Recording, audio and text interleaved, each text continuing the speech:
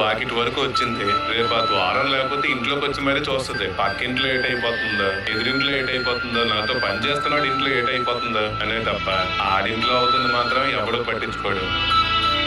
దేనికైనా సరే ఒక హద్దు అనేది ఉంటుందిరా. మళ్ళీ మన కుటుంబానికి బయటోడికి ఆ ద్వారబంధమే రా హద్దు.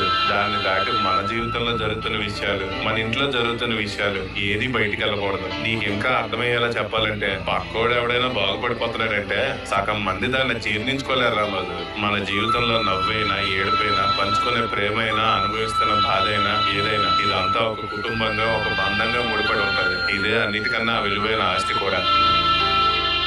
ఆస్తులు పోయి రోడ్డును పడతా, విలువలు బంధాలు పోయి రోడ్డును పడతారు. ఏ కుటుంబం అయినా దీన్ని దాటి బయటికి తీసుకెళ్లారో ఎవరి కళ్ళు పడో దిష్టిపడో బంధం నాశనం అయిపోతాయి.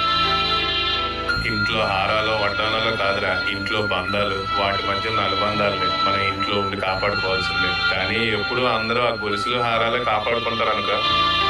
నిన్న సెకండ్ షో నుంచి వెళ్ళొచ్చిన ఆవిడ ఆ లాయన్తో తొగుపడి మనం బాగుండిపోయామే అని కోపంతో చూసిన కళ్ళు రావి. ఆ చూపులు ద్వారం బయట ఆగిపోయాయి. అదే ద్వారం లోపలికి వచ్చుంటే.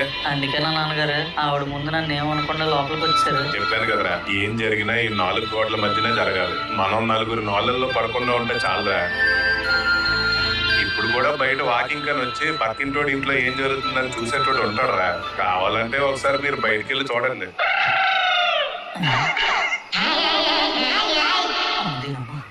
అవును నాన్నగారు.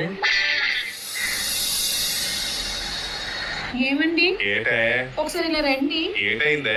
ఈ ద్వారబంధాల తలుపులు చూడండి ఎలా అయిపోయాయో. ఇదేంటే ద్వారబంధం ఇలా ఉండిపోయింది?